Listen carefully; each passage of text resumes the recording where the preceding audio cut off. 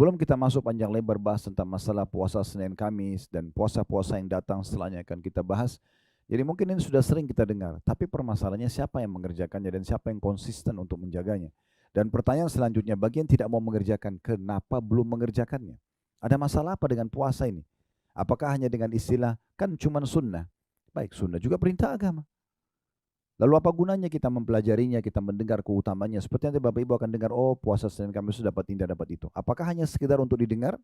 Kemudian kita pulang dan mengatakan, oh tadi saya hadir pengajian dengar tentang Senin Kamis. Tidak cukup sampai di situ. Itu kalau kita persentasekan ilmu 100%, mengucapkan seperti tadi itu hanya 10%.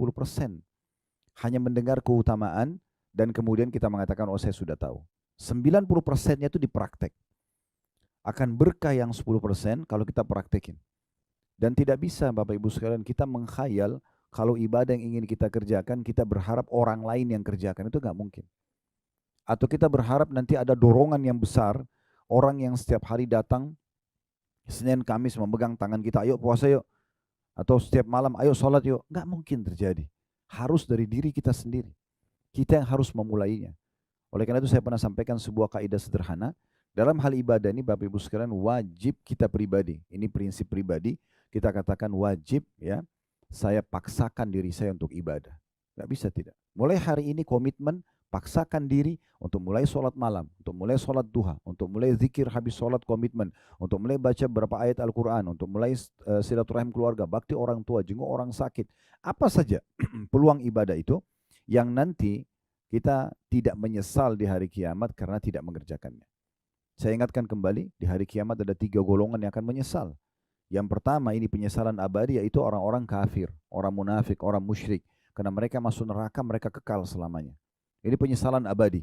Gak bisa sama sekali mereka keluar dari penyesalan tersebut. Ini Bapak Ibu bisa lihat nanti di rumah, tadabburi surah Al-Mu'minun, surah nomor 23, ayat 99 sampai 115. Cerita tentang bagaimana penyesalan orang-orang kafir pada saat mereka masuk neraka, karena mereka tidak akan pernah bisa keluar dari siksa tersebut dan mereka tidak merasakan mati lagi kecuali mati yang pertama. Jadi dibakar, disiksa, tapi mereka tidak bisa lepas dari situ. Ini penyesalan abadi. Penyesalan yang kedua, yaitu penyesalan orang-orang beriman, tapi lebih banyak dosanya daripada amal solehnya. Dikenal dengan istilah usatul mu'minin, orang-orang mukmin yang bermaksiat. Jadi mereka sholat ya tapi mereka masih zina, mereka sholat ya tapi mereka masih riba, masih ada imbang begitu dan akhirnya pada saat ditimbang amalnya hari kiamat dosanya lebih berat. Misal amalnya cuma 90, dosanya 100, dia harus masuk neraka dulu. Ini juga menyesal.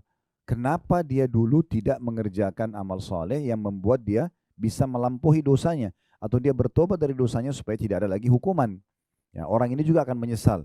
Karena satu hari di sisi Allah subhanahu wa ta'ala dalam Al-Quran dikatakan, Yaumi inda rabbika ka'alfi sanat mimma ta'uddun. Satu hari di sisi Tuhan kalian di hari kiamat itu sama dengan 1000 tahun waktu kalian di dunia. Jadi kalau sama satu hari mampir di neraka, itu bukan main-main. 1000 tahun dibakar dan dipanggang. Tidak ada toleransi, tidak ada negosiasi. Penjaga neraka itu Bapak Ibu sekalian malaikat-malaikat yang sangat keras, kasar. Lihat surat Tahrim, surah nomor 66 ayat 6. Allah ingatkan itu. Ya alladzina amanu qu anfusakum wa ahlikum nara. Hai orang beriman, selamatkan diri kalian dan keluarga dari api neraka. Bagaimana caranya? Dengan paksakan diri amal saleh, tinggalkan dosa-dosa, tobat segera kalau pernah melakukan. Ya, waquduhan nasu wal hijarah. Bahan bakarnya manusia dan batu, alaiha malaikatun giladun syidadun la ya'sunallaha ma amaru ma yafaluna ma yu'marun. Neraka itu dijaga oleh malaikat-malaikat yang kasar, yang keras. Mereka tidak pernah bermaksiat kepada Allah dan mereka selalu mengerjakan apa yang dititahkan. Ya. Nama kelompok penjaga neraka itu Zabaniyah. Ya, kata Nabi kata Allah SWT dalam Al-Quran, "Falyad'u nadiya sanad'u Zabaniyah." Orang-orang neraka boleh panggil, siapa saja mereka boleh panggil setelah masuk neraka. Tolong saya, panggil pemimpinnya dulu di dunia, panggil orang tuanya, panggil siapa saja. Maka kata Allah, kami akan panggil Zabaniyah. Nabi Muhammad SAW jelaskan, Zabaniyah itu malaikat yang sangat besar, raksasa. Ya, sampai kalau seseorang menunggangi kuda dengan kecepatan tinggi, berjalan 100 tahun, belum bisa jalan dari awal pundak ke lehernya saja. Jadi saking besarnya malaikat Zabaniyah. Jadi bukan bodyguard yang mungkin cuma 2 meter tingginya, 3 meter tingginya. Ini malaikat raksasa yang besar yang memang kasar, keras, tidak ada toleransi. Itu semua kenapa? Karena kelalaian saja.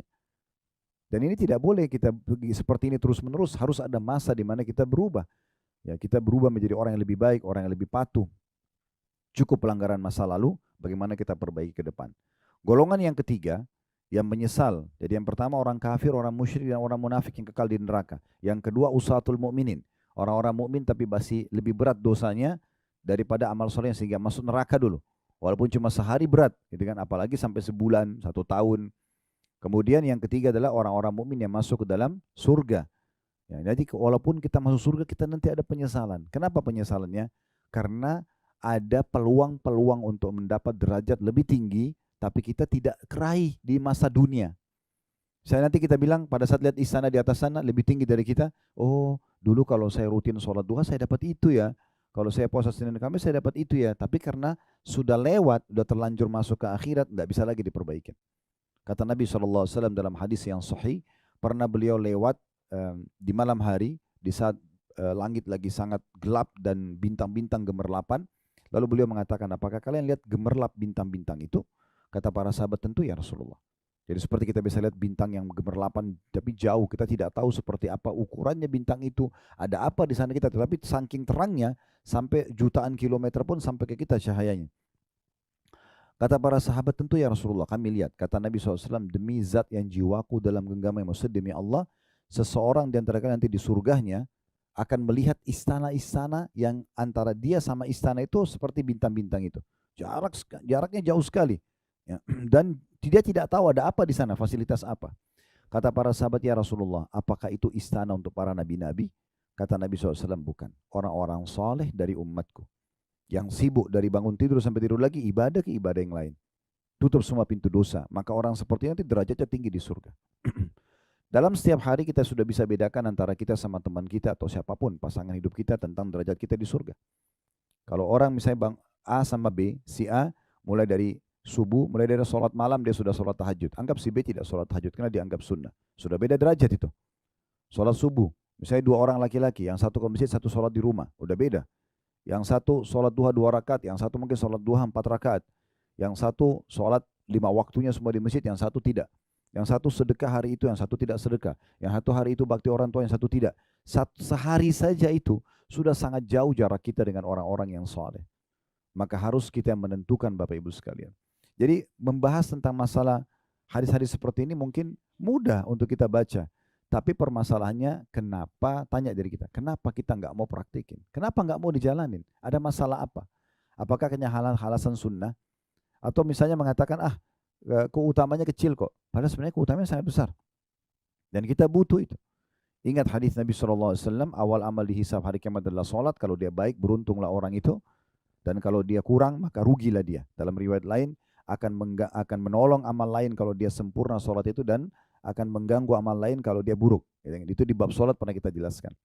Lalu kata Nabi SAW, Allah berfirman kepada para malaikat, coba cek kalau seorang hamba ditimbang sholat wajibnya kurang, cek amal sunnahnya, sholat sunnahnya.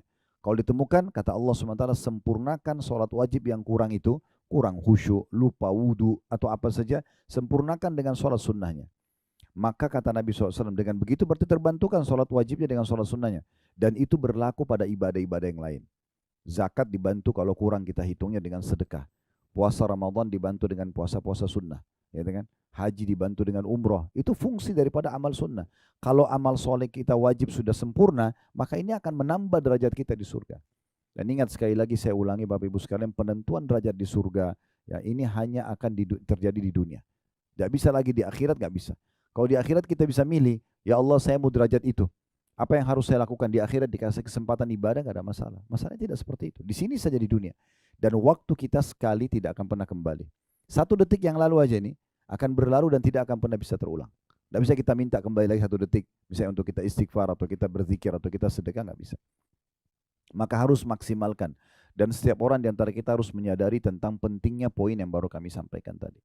Saya pernah menyusun sebuah ceramah Bapak Ibu sekalian, judulnya inilah Hari Emasmu, untuk memberikan kesadaran buat diri saya dulu sebagai pemateri dan juga buat jemaah yang mendengarkan. Alhamdulillah sudah diangkat juga di medsos kami. Yang saya sedang bahas adalah hari ini. Hari ini sekarang kita hidup, inilah hari emas kita. Karena ini hari di mana kita masih hidup. Allahu a'lam besok kita tidak tahu.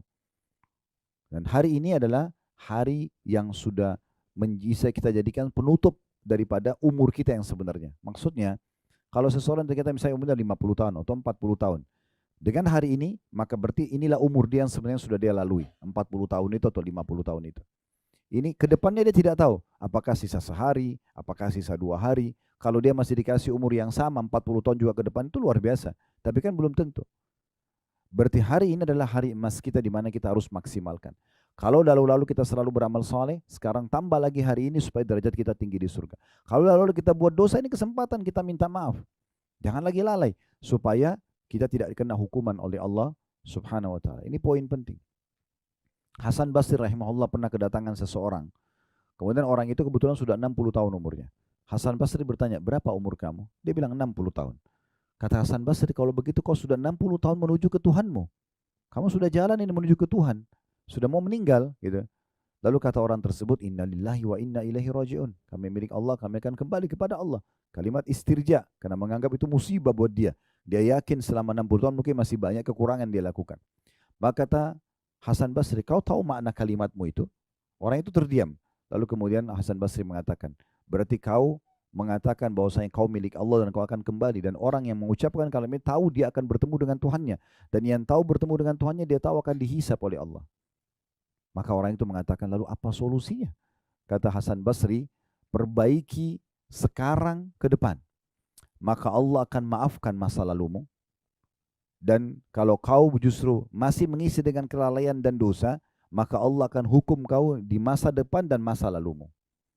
Ya, jadi orang harus menyadari masalah ini, Bapak Ibu sekalian. Jadi ini bukan hanya sekedar duduk di majelis, terus kemudian kita dengarin, oh iya ceramah begini ya, oh ceramahnya bagus, itu tidak penting. Itu cuma bungahnya majelis, itu enggak penting. Yang penting itu Bapak Ibu masuk dalam majelis ilmu dan efeknya ada pasti. Setiap dengar ceramah, oh itu ya, oh ini ya, supaya kita amalin. Jadi jangan bertahun-tahun dengarin ceramah terus tidak ada perubahan, itu sayang sekali. Ya. Tidak penting Bapak Ibu sekalian siapa yang menyampaikan, tapi apa yang disampaikan. Kalau itu benar, amalkan. Itu penting. Ya, karena memang Allah Subhanahu wa taala memilih kita pada hari ini pun duduk di majelis ini betul dengan hikmahnya. Berapa banyak orang yang Allah tidak berikan taufiknya. Tidak ada pikiran untuk hadir majelis ilmu, tidak ada pikiran lalai saja terus. Itu banyak orang. Allah lalaikan mereka. Kalau Allah berikan kita kesempatan sadar, itu bukan satu peluang yang baik. Jangan disia-siakan. Ini kurang lebih gambaran saya ingin titik beratkan dulu di pembukaan kita, supaya materi yang kita dengarkan Bapak Ibu sekalian 1 jam ke depan, setengah jam, 45 menit, 1 jam setengah, semua ini Bapak Ibu sekalian harus kita anggap penting untuk kita terima dan juga kita amalkan. Seperti itu kurang lebih. Baik, kita sudah membahas pada pertemuan yang lalu puasa 3 hari setiap bulannya itu dikenal dengan Ayyamul Bid, dan itu dianjurkan di tanggal 13, 14, 15, hanya saja boleh dipilih tanggal berapa saja. Boleh dipilih tanggal berapa saja, dan keutamaannya puasa 3 hari setiap bulannya itu sama pahalanya dengan mendapatkan pahala puasa setahun. Cara hitungannya itu adalah kembali kepada ayat Al-Quran. Man ja'a bil hasanati falahu asyru amthaliha. Siapa yang mengerjakan satu perbuatan baik akan diberi lipat gandakan 10 kali lipat. Jadi kalau Bapak Ibu puasa 3 hari setiap bulan, satu harinya sama dengan pahala 10 hari puasa. Berarti kalau 3 hari setiap bulan, itu sama dengan 1 bulan puasa, 30 hari. Kalau setiap bulan kita puasa begitu, 1 bulan ini puasa Ayyamul Bid bersama dengan pahala 1 bulan puasa, karena 30 hari pahalanya, walaupun cuma 3 hari puasa. Karena 1 hari dilipat gandakan menjadi 10 kali lipat. Bulan depan lagi, kita puasa 3 hari berarti sama dengan sebulan lagi, begitu terus sampai 11 bulan. Kemudian nanti Ramadan kita puasa sebulan penuh, berarti pahalanya sama dengan puasa setahun. Jadi perlu difahami baik-baik, hadis tentang siapa yang puasa atau puasa 3 hari setiap bulannya mendapatkan pahala setahun itu ada terjemahannya atau ada penjelasannya. Yaitu kalau Bapak Ibu puasa rutin setiap bulan 3 hari, 11 bulan berturut-turut ditambah 1 bulan Ramadan full, nah baru pahalanya 1 tahun. Jadi kalau cuma bulan ini puasa Ayyamul Bid, bulan depan tidak, nggak dapat. Dapat cuma puasa harian saja. Untuk mendapatkan puasa setahun konsisten menjaga setiap bulannya 3 hari. Ya Alhamdulillah, sekarang ada ilmu pengetahuan tambahan buat kita di masa kita sekarang lagi masa-masanya orang bicara tentang diet, tentang kesehatan, dan salah satu yang ditemukan adalah terbaik adalah puasa. Lalu kenapa kita tidak amalkan sekalian niat ibadah dan juga kita bisa menjaga kesehatan kita. Makin sering kita menjaga diri dari makanan dan minuman, maka makin sehat tuh manusia, kan gitu. Makin jauh dari sifat malas, makin jauh dari penyakit, dan Nabi sudah ingatkan itu dari jauh sebelumnya, 1400 tahun yang lalu. Kata Nabi SAW, tidak ada bejana lebih buruk yang diisi oleh manusia dibandingkan dengan perutnya. Maksudnya kalau dia fokus makan aja terus, nggak pernah ada istirahatnya, dari pagi sampai malam, terus tidak ada juga puasa 1 pekan, 1 bulan, maka ini akan sangat terancam kesehatannya karena dia tidak tahu makanan itu kelebihan atau tidak misalnya, sehat atau tidak, ya, yang mana akan jadi nutrisi tubuhnya, yang mana tidak cocok sama tubuhnya, dan segala macam hal. Baik, kita akan masuk Bapak Ibu sekalian ke bab ke-10, masalah anjuran puasa Senin dan Kamis. Yang dimaksud Senin dan Kamis adalah berpisah, Senin sendiri, Kamis sendiri. Namun disilakan Senin dan Kamis karena memang Nabi SAW menggabungkan 2 hari ini. Maksudnya diusahakan Senin puasa, Kamis juga puasa. Hadis pertama dengan sanad sahih di ghairihi menjadi sahih karena dikuatkan dengan riwayat-riwayat lain, dan ini urutan 1041 dari awal belajar. Berwi dari Abu Hurairah radhiyallahu anhu bahwa Rasulullah sallallahu alaihi wasallam bersabda, "Tu'radul a'malu yaumal itsnaini wal khamis, fa uhibbu an yu'rada 'amali wa ana sha'im." Ketahuilah amal-amal itu dihadapkan, dilaporkan kepada Allah setiap hari Senin dan juga Kamis. Maka aku ingin amalku dihadapkan dalam keadaan aku sedang berpuasa. Hadis ini diriwayatkan Tirmidzi dan dikatakan hadis ini hasan gharib. Makna hadis ini kita langsung saja ambil pelajarannya.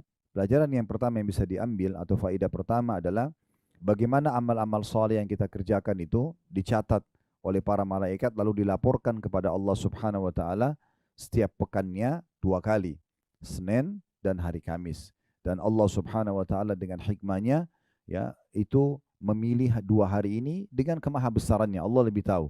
Sebagaimana Allah juga jadikan hari Jumat adalah hari yang mulia, sebagaimana Allah jadikan Ramadan bulan lebih mulia daripada bulan-bulan yang lain, sebagaimana Allah jadikan Masjidil Haram, wilayah Mekah dan wilayah Madinah, Masjid Nabawi lebih mulia daripada potongan bumi di muka, potongan tanah di muka bumi ini dimanapun berada, gitu kan. Itu semua kemahakuasaan Allah. Allah pilih para nabi-nabi di antara manusia, Allah pilih Jibril, Mikail, Israfil di antara para malaikat.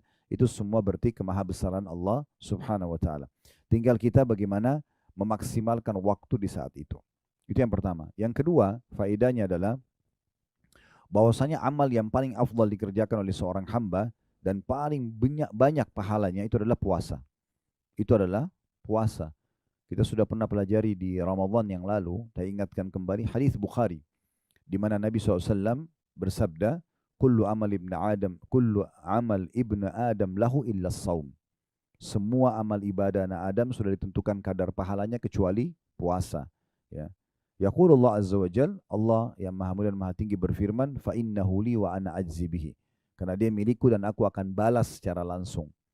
Dalam riwayat lain kata Nabi SAW, kullu amal ibnu Adam lahu al-hasanatu bi asyri amsalihha illa as-saum. Sesungguhnya semua amal ibadah anak Adam sudah ditentukan kadar pahalanya 10 sampai 700 kali lipat, tergantung kadar keikhlasan dan bagaimana dia mengemas ibadah itu, ya. Kecuali puasa, kata Allah, karena itu milikku dan aku akan balas langsung. Dia meninggalkan syahwatnya, makanannya, minumannya karena aku. Dan bagi orang yang puasa mendapatkan 2 kegembiraan, kegembiraan pada saat dia buka puasa dan kegembiraan pada saat dia bertemu dengan Tuhannya nanti, karena gembira mendapatkan besarnya pahala puasa itu sendiri. Baik, jadi dari hadis ini kita lihat bahwasanya Nabi SAW memilih puasa Senin Kamis dan di hari itu dilaporkan amal. Selain amal-amal lain maka ada amal unggulan yang dilaporkan walaupun dia sifatnya sunnah, itu adalah puasa.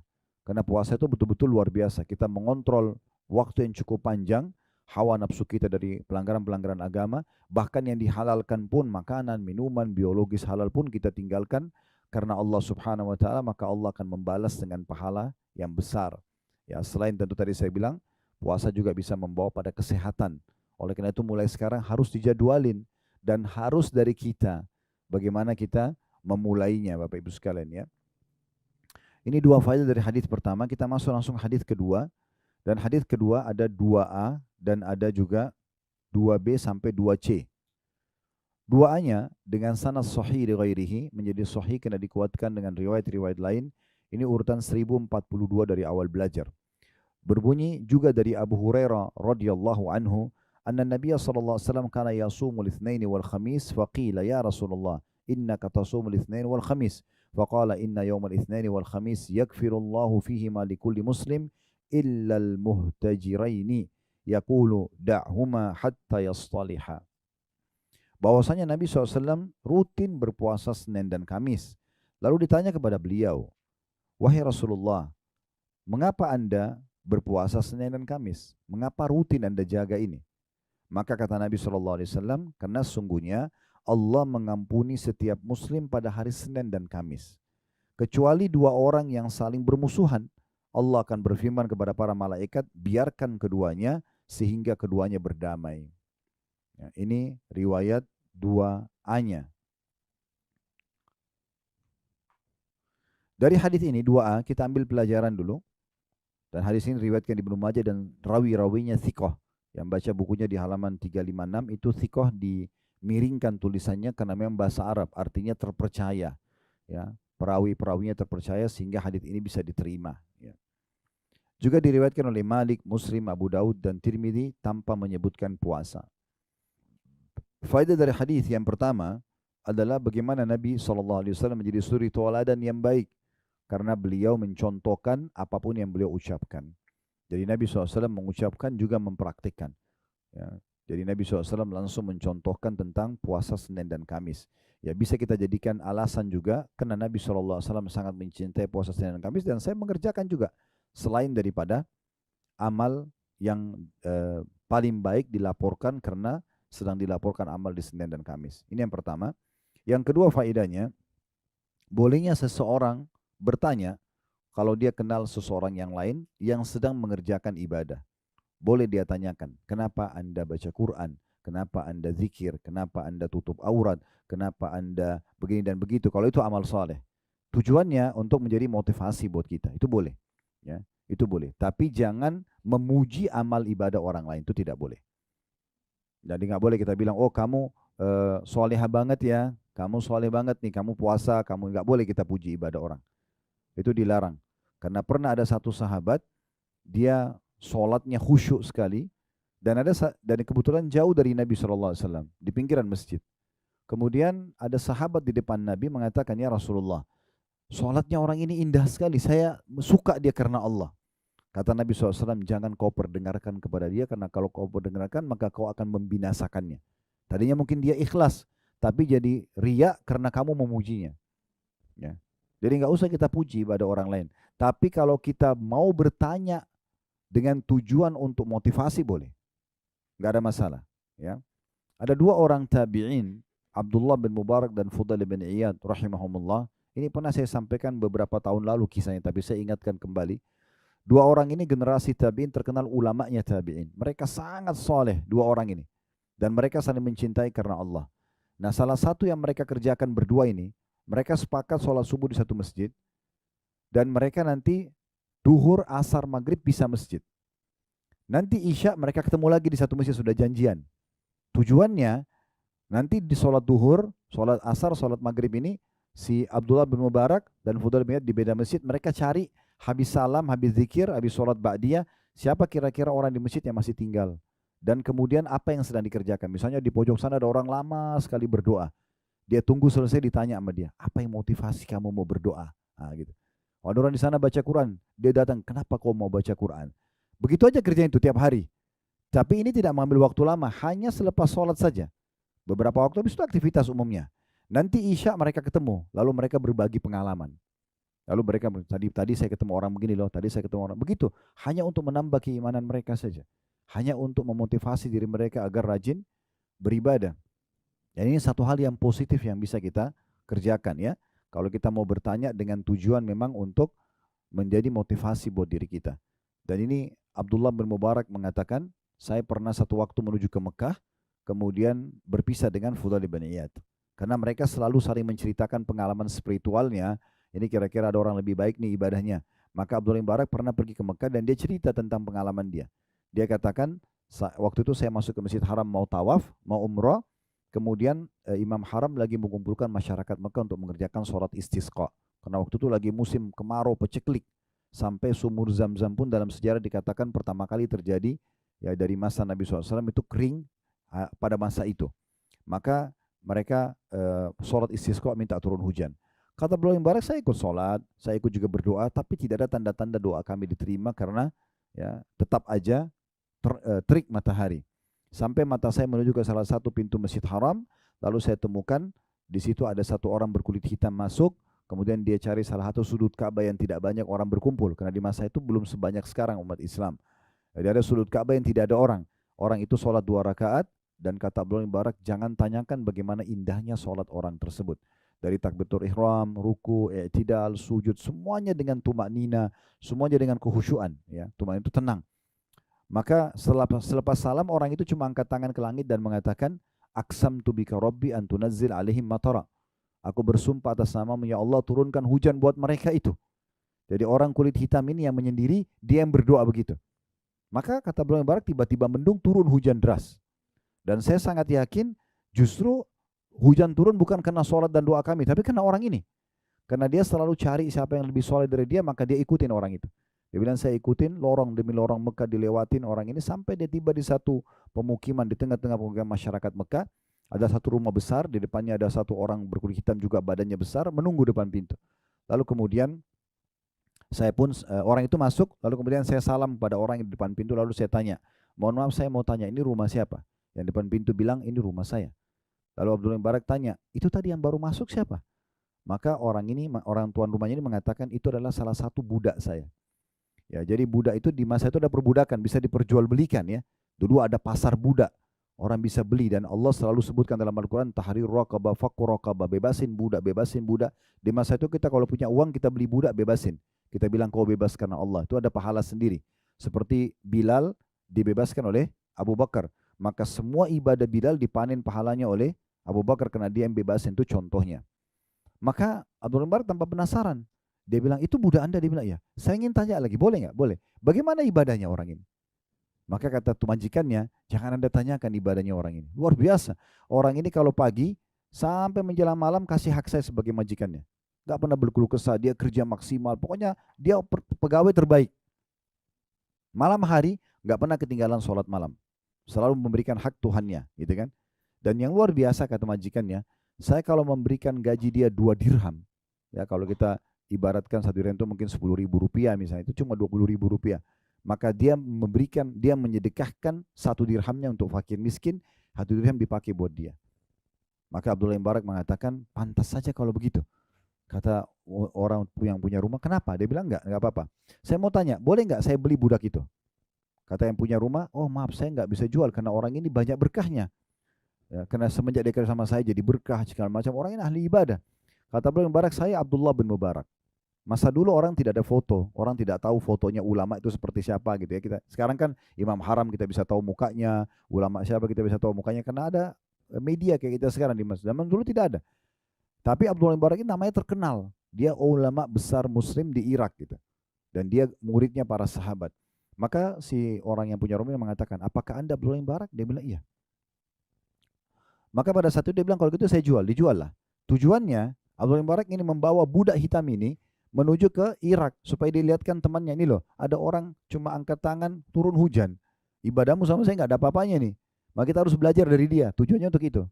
Tapi di tengah jalan, si budak ini bilang sama Abdullah bin Mubarak, wahai Tuan, Anda mau kemana? Kita mau kemana? Maka di saat itu Abdullah bin Mubarak mengatakan, jangan, mulai hari ini jangan kau panggil saya Tuan karena kau Tuan saya. Orang itu kaget, kok bisa Anda bilang begitu? Abdullah bin Mubarak bilang, saya tadi menyaksikan waktu lagi sholat istisqa di Masjid Haram, kami berdoa, kami sholat, tidak ada tanda-tanda diterima doa kami. Tapi begitu kamu masuk, saya lihat kamu sholat, dan kamu akhirnya ya berdoa dan turun hujan. Saya yakin hujan itu turun karena kamu. Karena itu saya membeli kamu.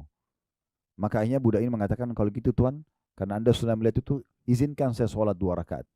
Kata Abdullah bin Mubarak, silahkan. Dan Abdullah bin Mubarak bilang dia sholat di hadap kiblat, orang ini sholat persis indahnya seperti waktu sholat awal tadi. Dari takbiratul ihram, ruku, i'tidal, sujud, semuanya dengan ketenangan.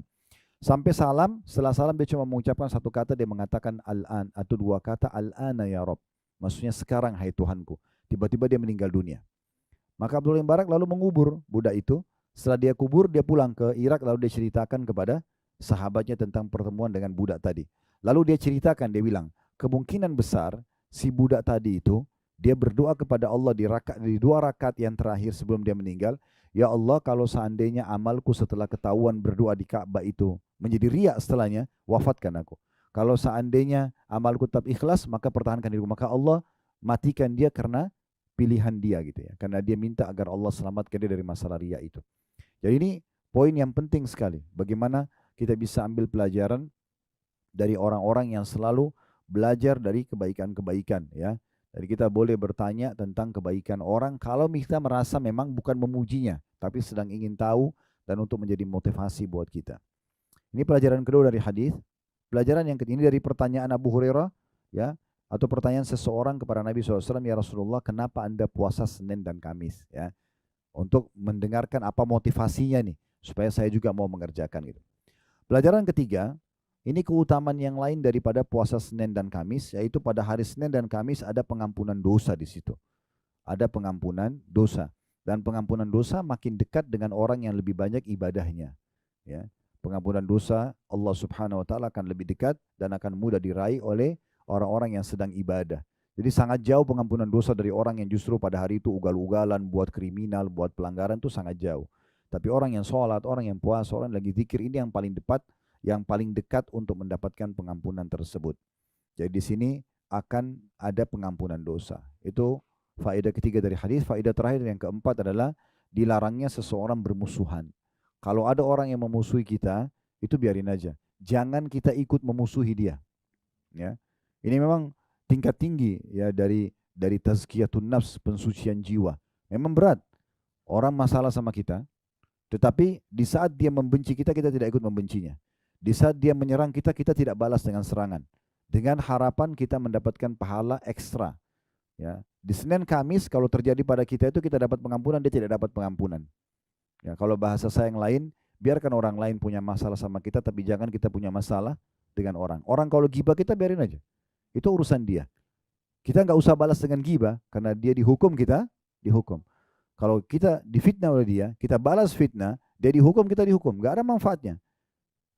Ada sumber pahala Bapak Ibu sekalian yang bisa kita dapatkan selain dari amal yang kita kerjakan. Amal soleh, kalau kita kerjakan dapat pahala. Ada nggak sumber pahala yang lain? Ada.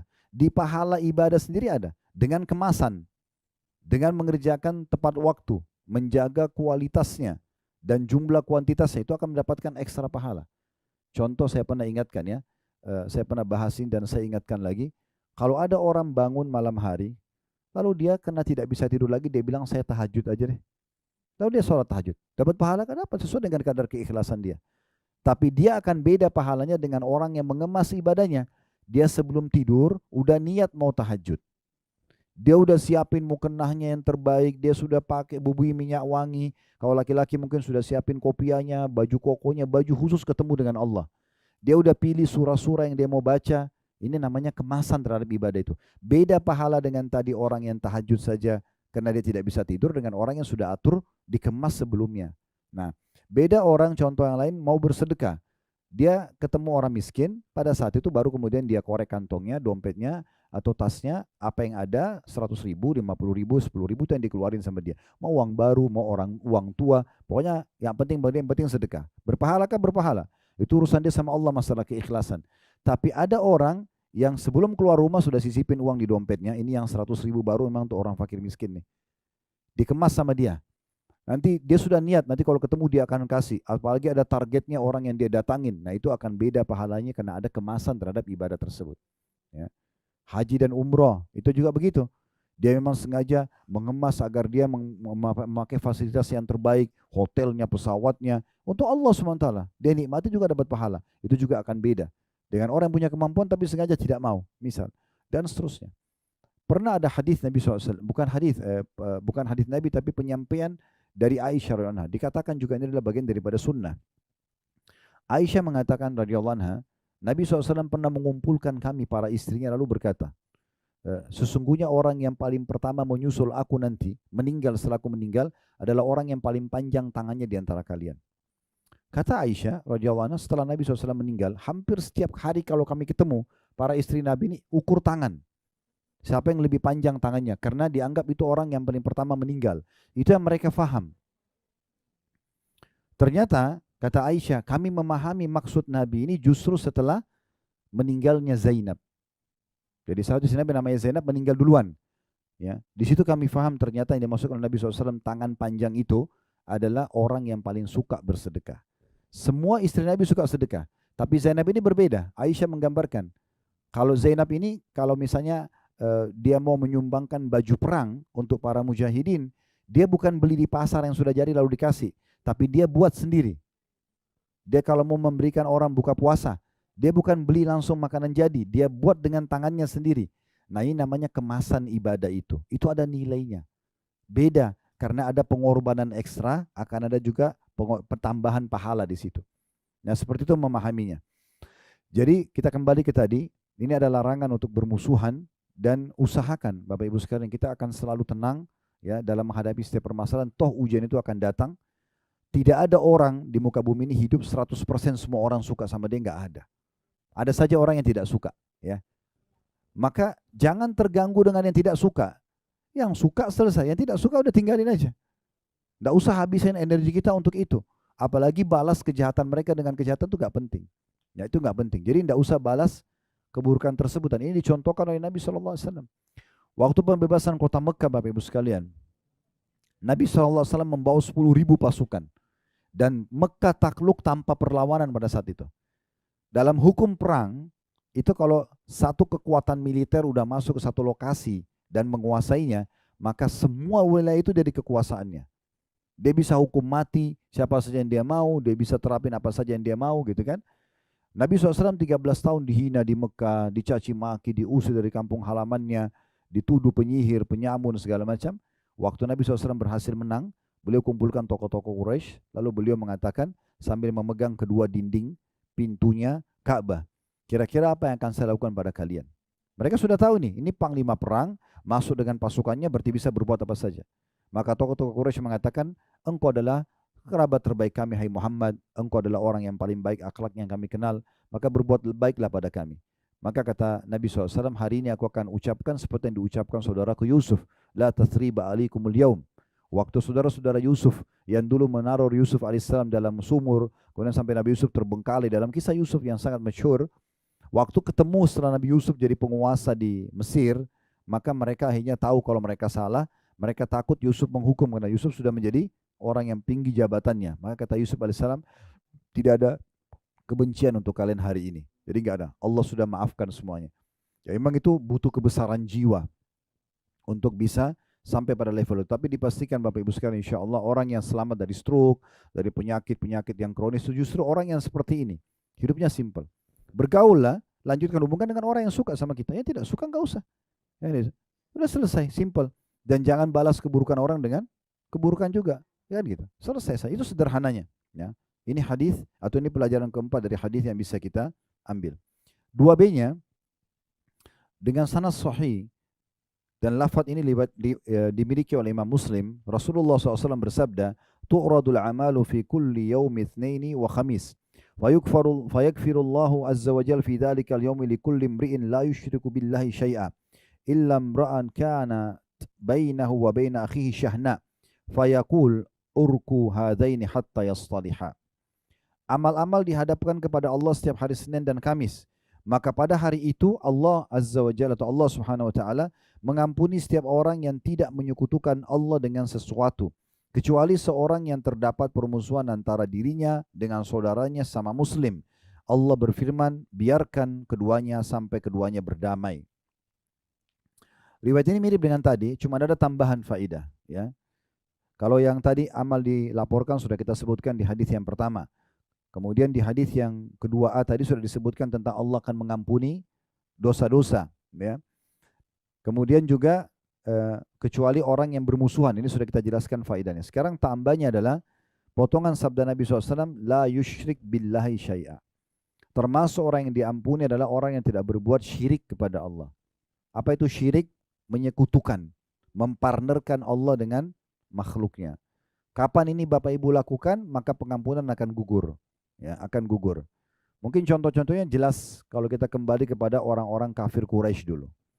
Mereka itu Bapak Ibu sekalian, Abu Lahab, Abu Jahal, ya, Umayyah bin Khalaf, tokoh-tokoh Quraisy yang terkenal. Mereka itu tahu kalau Ka'bah ini rumahnya Allah. Mereka juga haji. Ya, mereka juga bersedekah, mereka juga silaturahim. Banyak yang mereka kerjakan dari kebaikan-kebaikan dari ajaran Nabi Ibrahim alaihissalam. Cuma sayangnya mereka berbuat kesyirikan. Apa itu? Mereka datangkan patung, Lalu mereka anggap patung ini punya kekuatan seperti Allah. Jadi partner. Jadi mereka berdoa sama Allah, mereka tahu tapi mampir juga di patung, minta juga sama patung itu. Makanya namanya menyekutukan Allah. Ini tidak boleh, ini perbuatan syirik kepada Allah SWT. Mungkin di masa kita sekarang seperti orang pakai jimat, ya, ini bisa menolong dia dari ini dan itu. Nah ini semua tidak boleh.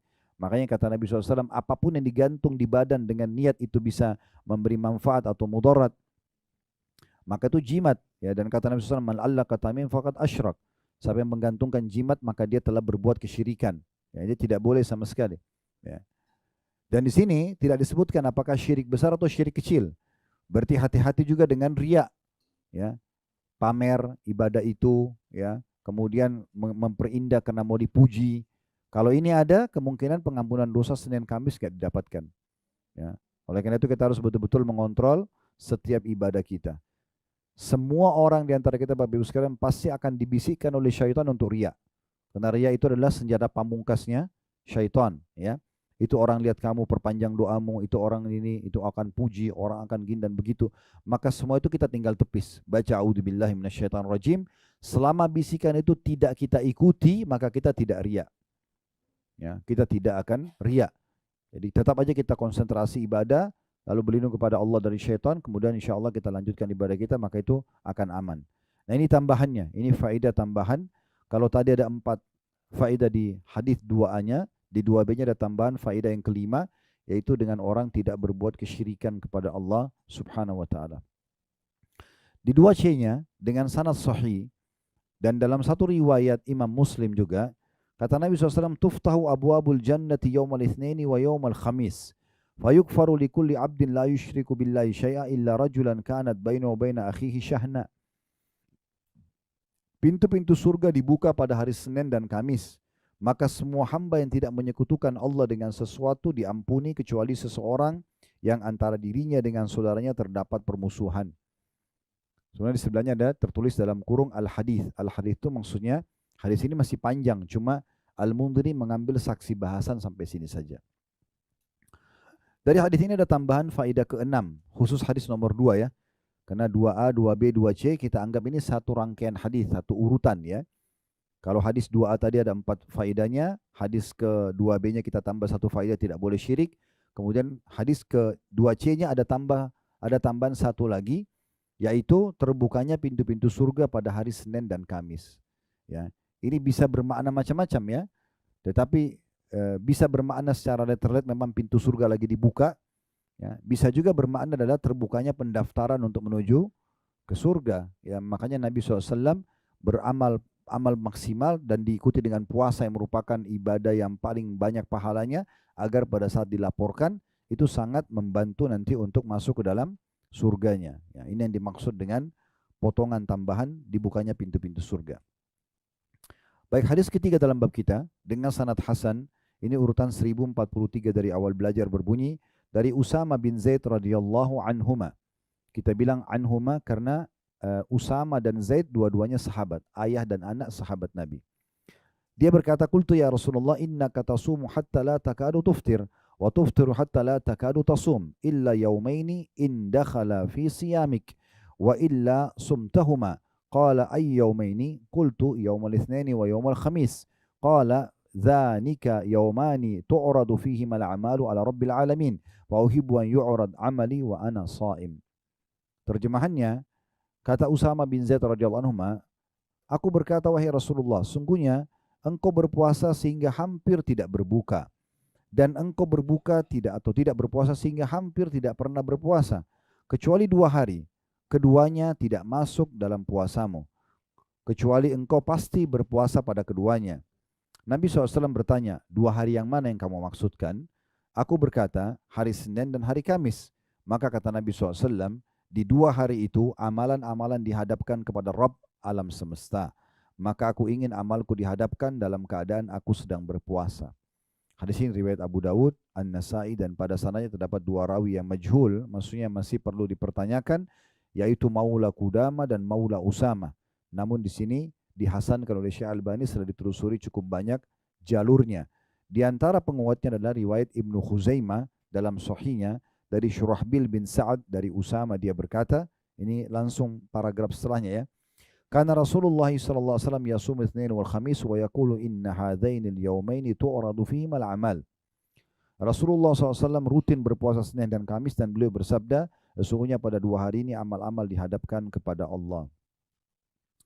Dari hadis ini kita ada tambahan faedah atau kita ambil faedah yang pertama, pentingnya seseorang untuk bertanya, ya, apapun yang dia belum ketahui ilmunya, dia bertanya. Mirip dengan tadi ada faedah kita ambil ya, bolehnya orang bertanya tentang ibadah seseorang.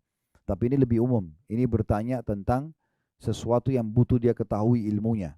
Ya, dalam ilmu-ilmu agama dia bertanya. Dan bertanya ini, ya, malu itu sebenarnya dalam segala hal baik kecuali dalam majelis ilmu.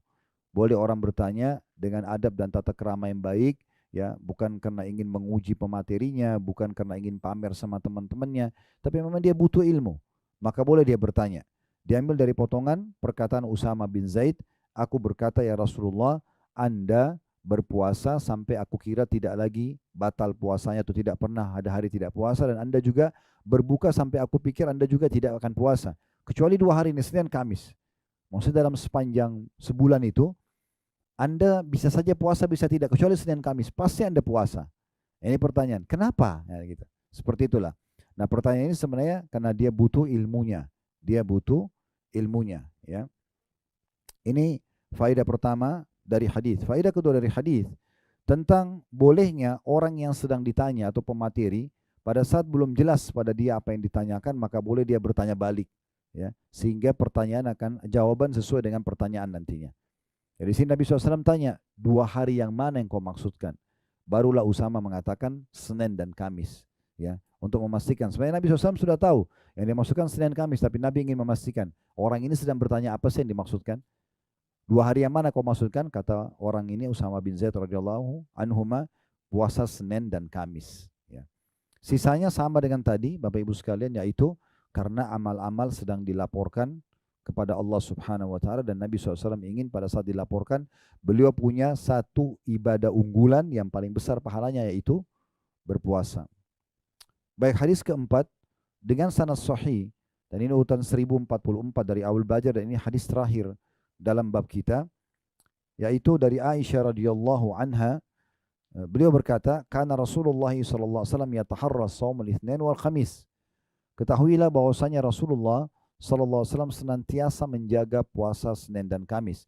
Makna yataharra di sini Bapak Ibu sekalian adalah selalu menjaganya, selalu menjaganya. Diriwayatkan oleh An-Nasai, Ibnu Majah dan juga Tirmidzi, dan dikatakan hadis ini adalah hasan gharib. Namun karena sudah ditelusuri oleh Syekh Albani, jadi istilah gharibnya atau asing itu berubah menjadi sahih karena dikuatkan dengan riwayat-riwayat yang lain. Dari hadis ini hanya bisa kita tambahkan satu faedah saja, yaitu bagaimana Nabi SAW konsisten menjaga semua ibadah yang sudah beliau lakukan, yaitu puasa di sini Senin dan Kamis. Dan ini harusnya menjadi sifat seorang muslim, ya. Kalau Bapak Ibu sudah membuka satu pintu ibadah, jangan ditutup. Kerjakan aja, walaupun lagi malas. Kata Aisyah, Nabi SAW tidak pernah berhenti sholat malam, dan kalau beliau betul-betul lagi dalam kondisi malas, kata Aisyah begitu. Nabi lagi letih atau lagi kurang semangat, maka beliau tetap sholat malam walaupun duduk. Ya, maksudnya adalah bagaimana tetap menjaganya, walaupun kita lagi lemah imannya, semangatnya kurang, jangan ditinggalkan. Usahakan pada saat itu justru kita tetap konsisten menjaganya, karena nanti semangat itu akan naik lagi. Makanya kata Nabi SAW, semua ibadah itu akan ada masa naik semangat dan turun semangatnya. Nah, siapa yang lagi turun semangatnya tetap berpegang pada sunnahku, maka dia telah mendapatkan petunjuk. Jadi jangan sampai kita justru lagi kendor imannya, kemudian kita malas. Misalnya kita sudah 1 tahun berjalan sholat malam, syaitan berhasil menggoda kita, hanya kita jadi malas sholat malam. Lalu sudahlah besok aja, udahlah lusa aja, tertinggallah sepekan, 2 pekan, lalu kita biarkan. Jangan. Itu ibarat kita sudah naik tangga keimanan, pasti tangga ke-10 misalnya, syaitan tarik baju kita. Kita turun ke tangga ke-8. Sekarang kita mau naik lagi, atau kita biarin syaitan tarik terus ke bawah. Nah itu poinnya. Jadi kalau kita terus biarkan saja lalai, udahlah nanti aja, udahlah nggak apa-apa, nanti akhirnya syaitan terus menarik kita tuh. Dan perlu digarisbawahi poin penting. Ibadah itu Bapak Ibu sekalian, kalau misalnya satu waktu Bapak Ibu pernah termotivasi kerjakan satu ibadah karena dengar sebuah potongan ceramah tentang neraka misalnya. Lalu kita semangat, oh kayaknya saya nggak mau masuk neraka nih, saya mau ibadah, saya mau tobat. Lalu Bapak Ibu berubah nih, taubat, ya kan? Kita mulai berubah tuh, 1 tahun, 2 tahun kita jadi baik. Kalau sampai kita membuka pintu syaitan untuk membisik kita lemah, turun level iman kita. Dalam istilah agama kita futur. Futur itu maksudnya jatuh dari turun dari level ibadah yang tadinya kita sudah sampai, kita sangat semangat, kadang-kadang kita bisa nangis kalau berdoa, terus kita turun levelnya. Kenapa? Karena kita buka pintu dosa. Ya. Turunlah dia. Nah, untuk kembali ke level iman yang pertama itu butuh pendongkrak yang lebih kuat. Walaupun Bapak Ibu dengarin ceramah yang awal memotivasi kita, itu belum tentu bisa mengembalikan kita ke level itu. Harus butuh pendongkrak yang lebih kuat lagi. Oleh karena itu kalau sudah sampai pada satu level tertentu jangan turun. Konsisten selalu jaga itu. Selalu dijaga dengan cara tetap komitmen menjaganya. Ya, komitmen menjaga sambil berdoa kepada Allah Subhanahu wa taala. Ingat selalu saya bahasakan untuk istiqomah jaga 4 hal. Ya, yang pertama majelis ilmu. Tujuan duduk seperti ini untuk menambah iman kita. Iman itu akan datang dengan ilmu. Gak bisa, iman tidak ada kalau tanpa ilmu. Duduk begini nanti akan bertambah imannya. Ilmu dulu, kemudian datang iman. Iman ini kalau datang, orang sudah berubah. Orang bodoh jadi pintar, orang penakut jadi pemberani, orang pelit jadi dermawan. Itu iman mengubah semuanya. Dan kita akan terdongkrak untuk mengerjakan amal saleh dan meninggalkan perbuatan dosa. Maka harus betul-betul kita jaga ini. Komitmen gitu ya. Kalau tidak bisa. Dan harus dari kita keputusannya. Nah ini poin penting. Baik, ini ada bab setelahnya, tapi saya lihat hadisnya mungkin ada sekitar 5 buah hadis tentang puasa selain daripada hari Senin dan Kamis. Dan insya Allah mudah-mudahan apa yang kita pelajari bermanfaat buat kita semua. Dan Allah jadikan ini sebagai tambahan amal kita pada hari kiamat. Dan Allah mudahkan kita untuk mengamalkan tentu ilmu ini. Dan semoga saja Allah Subhanahu wa ta'ala juga menjadikan kita orang-orang yang selalu ikhlas karenanya. Dan juga selalu dicatatkan meraih pahala maksimal dan juga akan masuk surga tanpa hisab. Allahumma amin. Semoga bermanfaat. Kalau ada benar dari Allah, kalau ada salah dari saya mohon dimaafkan. Subhanakallahumma bihamdika asyhadu an la ilaha illa anta astaghfiruka wa atubu ilaik. Wassalamualaikum warahmatullahi wabarakatuh.